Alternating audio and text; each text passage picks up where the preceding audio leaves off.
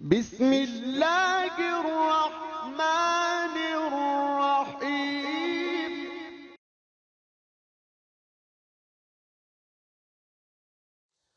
नहमदुहु व नुसल्ली अला रसूलिहिल करीम अम्मा बाद फ़ाऊज़ु बिल्लाहि मिनश शैतानिर रजीम। मैं हूँ प्रोफेसर हकीम इसहाक़ सुल्तान और अपने यूट्यूब चैनल से आपको वेलकम कहता हूँ। आज हम जिस टॉपिक पे बात करने जा रहे हैं इसे कहते हैं असाइटिस, ड्रॉपसी या पेट में पानी पड़ना, और तिब की ज़बान में हम इसे इस्तिस्काए ज़क्की कहते हैं। इसकी क्या क्या वजूहात होती हैं, इसकी क्या अलामात हैं, इसकी तशख़ीस हम कैसे कर सकते हैं और इसका इलाज कैसे मुमकिन है। ये बहुत ही मुश्किल मर्ज़ ज़रूर है, बहुत से लोगों की इससे जान भी चली जाती है इसका प्रॉपर इलाज ना करने की वजह से।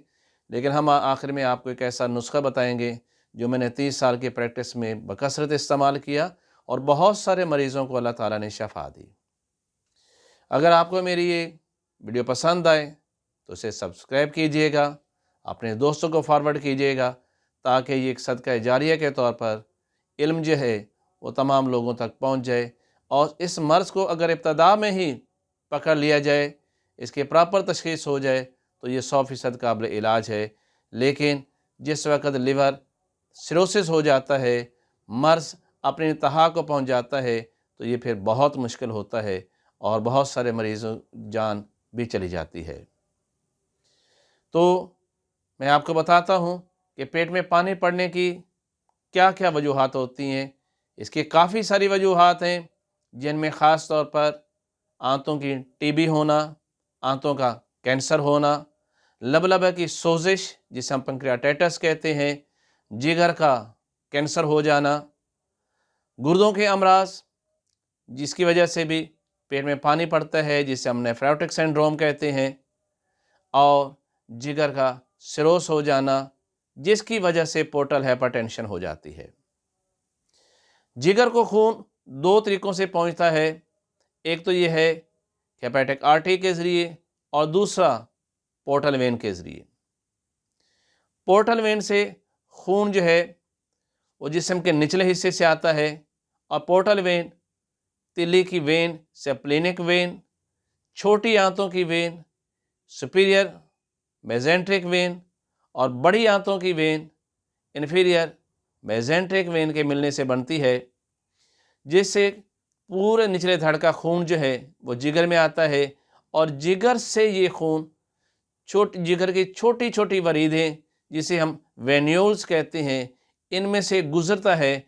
तो बाद में ये छोटी छोटी वेन जो राइट, लेफ़्ट और मिडल वेन्यूल्स मिलकर हेपेटिक वेन बनाती हैं, और जिगर को तग़ज़िया करने के बाद ये खून जो है ये इन्फीरियर वेना केवा यानी वरीद आज़म ज़ेरी में चला जाता है, और वहाँ से ये दिल के अंदर चला जाता है। जिस वक़्त मरीज़ को जिगर सिकुड़ जाता है, लिवर सिरोस हो जाता है, और जिगर के अंदर जो वेन्यूल्स हैं ये भी सिकुड़ जाती हैं, तो पोर्टल वेन से आया हुआ खून जो है वो पूरी तरह से नहीं गुज़र सकता जिगर में से। तो फिर इस तरह ये खून जो है वो रुकना शुरू हो जाता है, और पोर्टल वेन के अंदर प्रेशर बढ़ना शुरू हो जाता है। पोर्टल वेन अपने नॉर्मल साइज से डायलेट कर जाती है, और ये प्रेशर जो बढ़ता है पोर्टल वेन के अंदर लाजमी तौर पर ये बाकी जिससे मैंने से आपको पहले बताया था सेप्लेनिक वेन के ऊपर प्रेशर डालेगा, इन्फीरियर मेजेंट्रिक वेन के ऊपर प्रेशर डालेगा, और सुपीरियर मेजेंट्रिक वेन के ऊपर प्रेशर डालेगा। इससे होगा क्या कि पोर्टल वेन जो है उसके अंदर हाइपरटेंशन हो जाएगी, और खून का दबाव जो है वो हाइड्रोस्टैटिक जो प्रेशर है वो बहुत ज़्यादा बढ़ जाएगा। मैं इसके बारे में मज़ीद आपको ये भी वजाहत कर दूं कि हमारे जिस्म को जितना भी तग़ज़िया होता है वो हमारे यही अरूक़ शारिया के ज़रिए होता है, और हाइड्रोस्टैटिक प्रेशर की वजह से होता है। हाइड्रोस्टैटिक प्रेशर वो प्रेशर होता है जिसके ज़रिए खून का प्लाज्मा जो है, जिसके अंदर न्यूट्रिएंट्स होते हैं, ऑक्सीजन होती है और पानी होता है और बाकी चीज़ें होती हैं, वो आर्टी जो शरिया वरीद जिसे हम अरूक़ शारिया कहते हैं, या अरूक़ दमिया दकीका कहते हैं, या जिसे हम आर्टियोल्स कहते हैं, उसमें से सीपेज होता है उसमें से ऐसा ऐसा रिश्ता है और खून के जो खलियात हैं उनके दरमियान जो जगह है वहाँ पर जमा होता चला जाता है। लेकिन अब इस खून के अंदर जो है उसके वॉल्यूम को भी हम बरकरार रखने के लिए खून की नालियों के अंदर एक और प्रेशर भी होता है जिसे हम ऑस्मेटिक प्रेशर कहते हैं या एनकॉर्टिक प्रेशर कहते हैं। ये प्रेशर दरअसल खून के अंदर मौजूद अल्ब्यूमिन या प्रोटीन्स की वजह से होता है।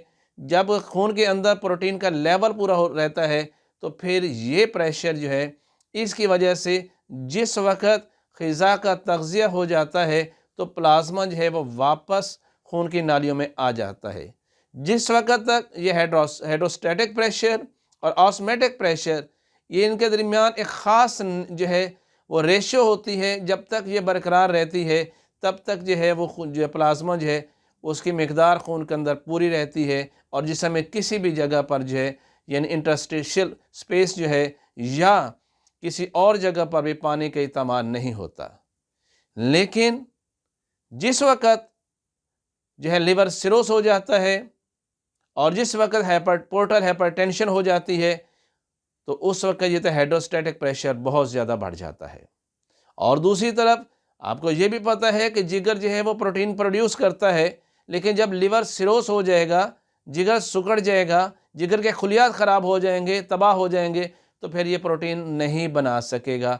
इसका मतलब ये है कि खून के अंदर अब अल्ब्यूमिन का लेवल जो है वो बहुत कम हो गया है। इसका मतलब ये होता है कि अब खून के अंदर जो है ऑस्मेटिक प्रेशर जो है वो कम हो गया है। अब जैसे ये मैंने पहले आपसे कहा पोर्टल वेन में हाइपरटेंशन होती है तो ये प्रेशर जो है पेरिटोनियम मेम्ब्रेन में भी चला जाता है। तो पेरिटोनियम मेम्ब्रेन क्या है? वो एक झिल्ली है जिसके अंदर आपकी आंतें, आपका जिगर, आपके गुर्दे और आपका तिहाल ये सारा ही उसके अंदर लिपटा होता है।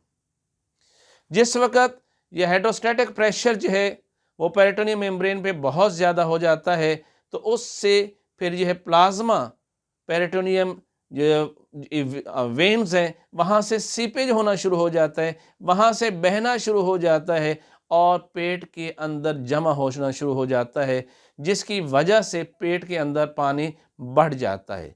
वैसे नॉर्मल हालात के अंदर जो है पेट के अंदर पानी जो है वो 25 ml से 30 ml तक तो रहता ही है। उसकी वजह ये होती है कि ताकि आंतों की जो मूवमेंट्स होती है हाजमे के दौरान, जिसे हम पेरिस्टेटिक मूवमेंट्स कहते हैं, वो होती रहे। अगर जहाँ बिल्कुल ही पानी ना हो तो फिर ये मूवमेंट्स हो ही नहीं सकती।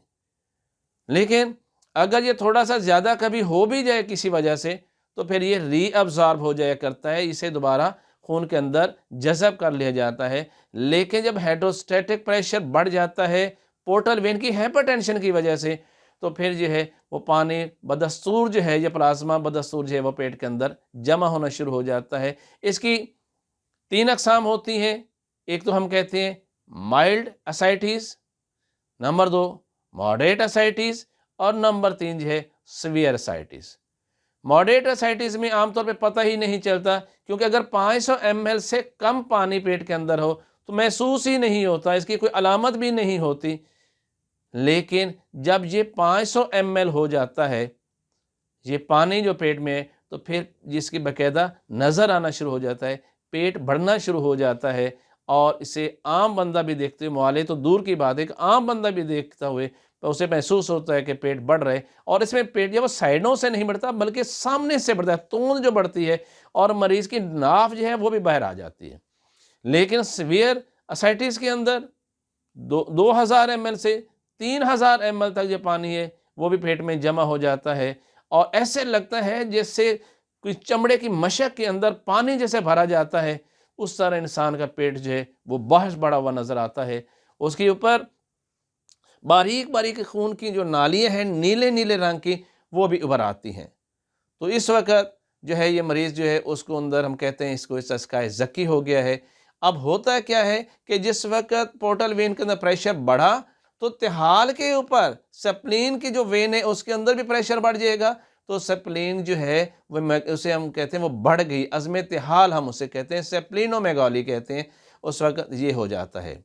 जैसे मैंने आपको बताया इसकी कई वजूहात हो सकती हैं।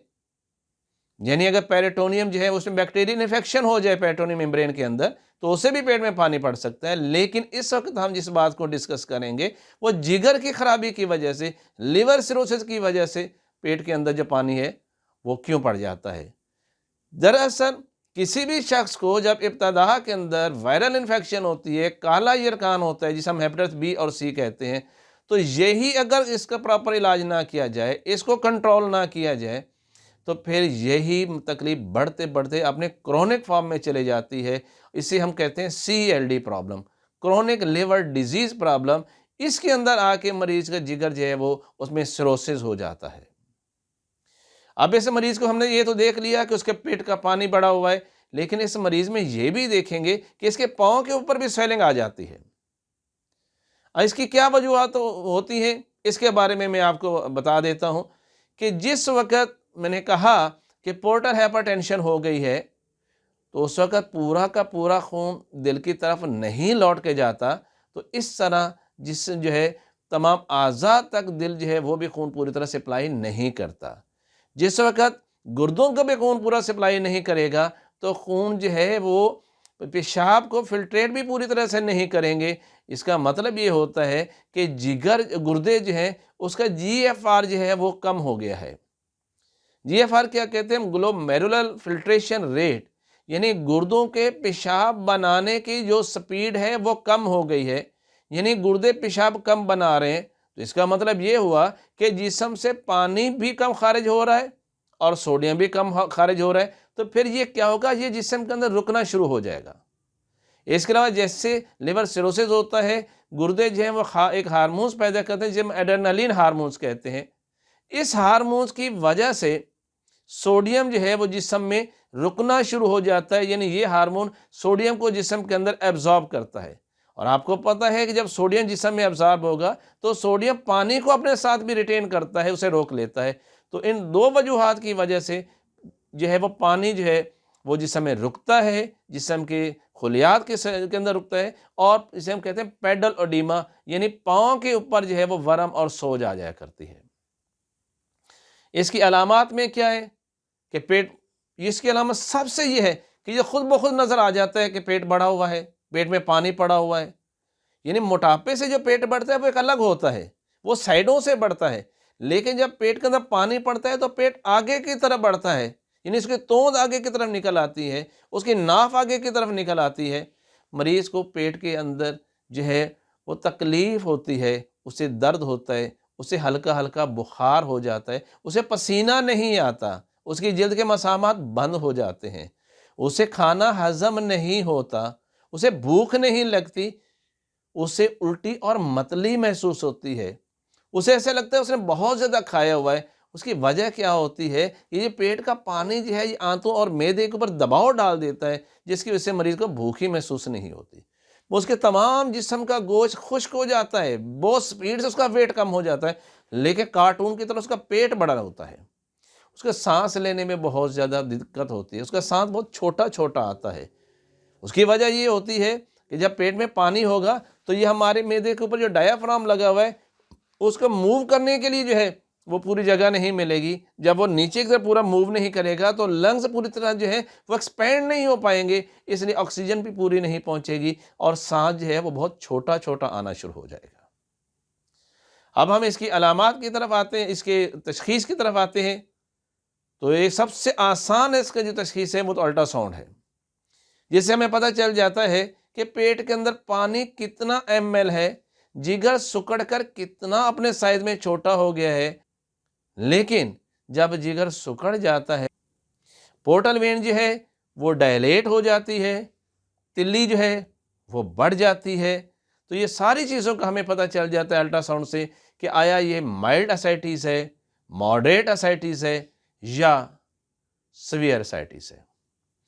फर्दर अगर हम तशखीस करना चाहें तो हम इसका CT स्कैन भी करवाते हैं। मज़ीद अगर इसकी तशखीस करना चाहें तो जिगर से कोई पीस लेकर हम उसके बायोप्सी भी करवाते हैं। फिर भी अगर इससे मज़ीद हमने टेस्ट करवाना हो तो ये पेट में जो पानी है उसको एक सिंज के ज़रिए निकाला जाता है और इसे लैब इन्वेस्टिगेशन के लिए भेजा जाता है और उसमें चेक किया जाता है कि इसके अंदर कोई कैंसर के जरासीम तो नहीं है, कि ये प्रॉब्लम लिवर सिरोसिस की वजह से हुई है, जिगर के कैंसर की वजह से हुई है, आंतों के टीबी की वजह से हुई है, जी और लबलबे की सोजेज यानी पिंक्राटाइटिस की वजह से हुई है, या बैक्टीरियल इन्फेक्शन है जो पेरिटोनियम मेम्ब्रेन में हुई थी, किस वजह से हुई थी, तो इसके बाद हमें सही तशखीस हो जाती है और उसके मुताबिक हम इसका इलाज भी कर लेते हैं। अब आते हैं इसके इलाज की तरफ। तो जैसे मैंने बताया कि इस मरीज़ के अंदर दो चीज़ें बहुत ज़्यादा बढ़ जाती हैं। क्या? एक सोडियम बड़ा होता है, दूसरा पानी बड़ा होता है। लिहाजा जब हम इस मरीज़ का इलाज कर रहे हैं तो इन दो चीज़ों को ज़हन में रखें। अगर हमने मरीज़ के सोडियम इंटेक बंद नहीं किया, उसका नमक खाने में बंद नहीं किया, तो फिर क्या होगा कि जिस्म के अंदर सोडियम बढ़ेगा। जब सोडियम बढ़ेगा तो आपको पता है कि सोडियम जिसम में पानी को रोकता है, तो मरीज़ बजाय ठीक होने के उसका पेट और बढ़ता चला जाएगा। सेकंड ये है कि जिस्म के अंदर पानी पहले ही बहुत ज़्यादा है, अगर हमने मरीज़ के पानी की लिमिट ना किया, उसे रोका नहीं, उसे कम ना किया। आमतौर पर ऐसे मरीज़ों को हम ज़्यादा जो है वो हाफ लीटर से 1 लीटर तक पानी पीने की इजाज़त देते हैं। और मैं ये आपको बताऊं कि बजाय पानी पिलाने के मरीज़ को आप तिब के अंदर अर्कियात मौजूद होते हैं। एक तो वो बहुत डिस्टिल्ड वाटर होता है, सेकंड वो अर्कियात हैं, उनमें जो जड़ी बूटियाँ हैं उनके अंदर अल्लाह ने सिफ़ात ये रखी है कि वो खुद ड्यूरेटिक्स होती हैं, वो खुद पेशाब आवर होती हैं, वो दूसरी अद्वियात की तरह नुकसान नहीं देती। जैसे बाकी अद्वियात जो पेशाब आवर हैं, जो ड्यूरेटिक्स हैं, वो आपके जिस्म के पोटाशियम और सोडियम को इम्बैलेंस कर देंगी, जिसकी वजह से आपको मज़ीद तकलीफ़ होगी। लेकिन ये अर्कियात जिसमें अर्के कासनी है, अर्के ज़ीरा है, अर्के मको है, ये वो अर्कियात हैं जब जैसे इस्तिस्का के पेशेंट को, असाइटिस या ड्रॉपसी के पेशेंट को दिया जाता है, तो ये जिस्म से एक्स्ट्रा पानी को खारिज तो करती हैं, लेकिन मरीज़ के इलेक्ट्रोलाइट्स को इम्बैलेंस नहीं करती। इसका ये प्लस पॉइंट है। तो जब किसी मरीज़ के पेट में पानी पड़ जाए तो उन्हें बजाय पानी देने के आप ये अर्कियात जो हैं वो हाफ लीटर से 1 लीटर की मिकदार में दे सकते हैं। और तीसरा हमने ये कहा कि इस मरीज़ को जब पोर्टल हाइपरटेंशन हुई तो उसके अंदर जो प्रेशर था, एनकोटिक प्रेशर जिसे हम ऑस्मेटिक प्रेशर का, वो कम हो गया था। उसकी वजह क्या थी कि जिगर में जब सिरोसिस हुआ था, जिगर जब ख़राब हुआ तो जिगर के ज़िम्मे होता है एल्ब्यूमिन पैदा करना, प्रोटीन पैदा करना। अब वो चूँकि पहले ही बीमार था और बहुत ज़्यादा बीमार था, वो प्रोटीन पैदा ही नहीं कर रहा था, इसलिए मरीज़ का जब हाइड्रोस्टैटिक प्रेशर बहुत ज़्यादा पड़ गया था, ऑस्मेटिक प्रेशर कम हो गया था और उसके पेट में पानी पड़ा था। लिहाजा मरीज़ की डाइट में प्रोटीन का जो है उसको देना बहुत ज़रूरी है। जैसे अंडे की सफ़ेदी, अंडा बॉयल करें और उसकी सफ़ेदी 2 सफ़ेदियाँ सुबह और 2 सफ़ेदियाँ शाम को ज़रूर दें। इससे ये होगा कि मरीज़ के खून के अंदर जो प्रोटीन लेवल है वो पूरा होता रहेगा। अगर प्रोटीन लेवल हम पूरा ना करें और जितने मर्ज़ी हम अर्कियात इस्तेमाल करें, जितनी मर्ज़ी अद्वियात इस्तेमाल करवें, किसी भी सूरत के अंदर आप पेट में पानी पड़ने को नहीं रोक सकते, क्योंकि एनकोटिक प्रेशर या ऑस्मेटिक प्रेशर डेवलप ही नहीं हो रहा। इसलिए इस मरीज़ की जो ग़िज़ा है उसके अंदर आप मुर्गी जो है उसका गोश्त इस्तेमाल करें कि वो रिच इन प्रोटीन होती है। काले चने का शोरबा है क्योंकि वो रिच इन प्रोटीन होता है। और अंडे की सफ़ेदी जो है वो लाजमी तौर पे दिया करें। इस मरीज़ को फलों का इस्तेमाल ज़्यादा करवाया करें, क्योंकि जब मरीज़ के पेट में पानी पड़ता है तो वेरिकोज़ भी पैदा हो जाती हैं मैदे के अंदर और बड़ियात के अंदर और ख़िज़ा की नाली के अंदर। लिहाजा ऐसे मरीज़ को जब हम डाइट देते हैं वो बहुत सिंपल सी होनी चाहिए, जिसमें जौ का दलिया वो सबसे अच्छा है, बग़ैर नमक के। अगर मरीज़ है वो डायबिटिक नहीं है तो आप उसके जब इस्तेमाल करने लगे जौ का दलिया, उसमें शहद का इस्तेमाल कर लें। और अगर वो डायबिटिक है तो बस सिंपल इस्तेमाल करें, ना इसमें नमक डाल सकते हैं ना इसमें शहद डाल सकते हैं। खाने के लिए फल हैं वो आप तमाम फल इस्तेमाल करवाएं, जितने फ्रेश फ्रूट्स हैं उनके जूसेस के इस्तेमाल करवाइए। और सब्ज़ियां जो हैं जिसके मैं आपको बताता हूँ, टिंडे, गाजर, मूली, शलजम, घिया तोरी, दाल मूंगी की और मोंगरे जो हैं, आप इसमें थोड़ा सा जो है वो मुर्गी का गोश्त भी इस्तेमाल कर सकते हैं। इनको खूब बॉयल कीजिएगा, इसके अंदर काली मिर्च डालें, ज़ीरा सफ़ेद डालें, लेकिन काली मिर्च भी बहुत कम मिकदार में डालेंगे। हल्दी ज़रूर डालिएगा इसके अंदर, कि हल्दी का बहुत ही अहम रोल है जिगर की जो सोजिश है उसको ख़त्म करने के लिए अंदर। इसमें ज़ीरा सफ़ेद है, मोटी इलायची है, ये डालिए, लेकिन इसमें नमक नहीं डालेंगे और चिकनाई नहीं इस्तेमाल करेंगे। जस्ट इनको बॉयल कीजिएगा, उसके बाद शेक करके इसका सूप, वेजिटेबल सूप बना लीजिए और पेशेंट से कहें कि आप ये इस्तेमाल करें। इसके रोटी सालन बिल्कुल बंद कर दिया जाए। तो ये छोटी छोटी सी मैनेजमेंट है, अगर हम मरीज़ के हेल्प करें तो इससे ये है कि अल्हम्दुलिल्लाह मरीज़ है वो सेहत की तरफ वापस आ सकता है। अब हम आते हैं इसके अद्वियाती इलाज की तरफ। तो इसका बहुत ही हमारे तिब के अंदर और नज़र मुफ़रद आज़ा के अंदर बहुत ही सादा सा इलाज है। नज़र मुफ़रद आज़ा के मुताबिक ये ग़ुद्दी उज़राती तहरीक का मर्ज़ है। अगर हम ग़ुद्दत नाक़ला के फ़ेल को तेज़ कर देते हैं, यानी अगर हम ग़ुद्दी आसाबी अद्वियात देते हैं, तो ये जिगर जो है उसके फ़ेल को बहाल करने में बहुत अच्छा किरदार अदा करते हैं। लिवर सिरोसिस को ऐसा ऐसा हम कम करते चलें। ये तो मैं नहीं कहता कि लिवर सिरोसिस 100% ठीक हो जाएगा, ऐसा नहीं होता, ये वर्ड के ऊपर नहीं हो सकता, लेकिन मरीज़ की तकलीफ़ को कम किया जा सकता है। मरीज़ जो है उसकी ज़िंदगी को जो है इन अद्वियात के सहारे जो है वो थोड़ा सा हम आसान कर सकते हैं और मरीज़ की तकलीफ़ें कम होती चली जाती हैं। हमारा ये जो नुस्खा जो है वो मैं जैसे पहले बताया मेरा 30 साल के प्रैक्टिस में है। ये इस्तिस्काए ज़की, ये असाइटिस जिसे हमने कहा, जिसे हमने ड्रॉपसी कहते हैं, पेट में पानी पड़ने के जो मर्ज़ है उसको ठीक करने में बहुत ही बारहा का तजर्बा शुदा है। नुस्खा आप नोट फरमा लीजिए। इसमें काली मिर्च है वो 10 ग्राम, नुशादत ठिकरी 20 ग्राम, सुंड 50 ग्राम, सना मक्खी 40 ग्राम, रेवंत चीनी 40 ग्राम। तो इस सारी चीज़ों को अलग अलग सफ़ू बनाइए, इनको मिक्सअप कीजिए और मरीज़ की मर्ज़ की नौइयत के मुताबिक जो है, उसकी उम्र के मुताबिक जो है, उसकी सेहत के मुताबिक जो है, इसकी डोज़ को आप सेट कर सकते हैं। मैं आम तौर पर जो है ये 500 मिलीग्राम का कैप्सूल यानी आधा ग्राम दिन में 4 दफ़ा जो है अरके मको, अरके कासनी और अरके ज़ीरा जो मैंने पहले से मिक्सअप मरीज़ को कहता हूँ करके रख लें, आधा आधा कप के साथ दिन में 4 दफ़ा इस्तेमाल करवाएं। इस मरीज़ में एक बहुत ज़रूरी चीज़ है कि इसको जो है वो स्टूल डेली पास होना चाहिए, इसको पखाना डेली आना चाहिए। तो उसके लिए ऐसा नोट कर लीजिए कि यही नुस्खा जिसका मैं नाम लेता हूँ मुलय्यन 5, अगर ये 100 ग्राम हो तो इसके अंदर 40 ग्राम जो है वो सकमूनिया, ये पंसारी से मिल जाते हैं, अगर सकमूनिया ना मिले तो रेमन असारा, ये 40 ग्राम, इनमें दो जो भी चीज़ मिल जाए। 100 ग्राम अगर मुलय्यन 5 है तो 40 ग्राम इसके अंदर रेमत असारा पाउडर करके मिक्स कर लीजिए और इसको कम अज़ कम जो है वो 1 ग्राम से 2 ग्राम और बाज़ का 3 ग्राम की मिकदार में भी देना पड़ता है रात को, जिससे मरीज़ को सुबह पानी की तरह पखाना आता है, उसके जिस्म से काफ़ी पानी खारिज हो जाता है, उसके पेट से बोझ हट जाता है और ऐसा ऐसा जो है वो मरीज़ जो है वो सेहत की तरफ लौट जाता है। प्रोफेसर हकीम इसहाक़ सुल्तान, लाहौर, पाकिस्तान।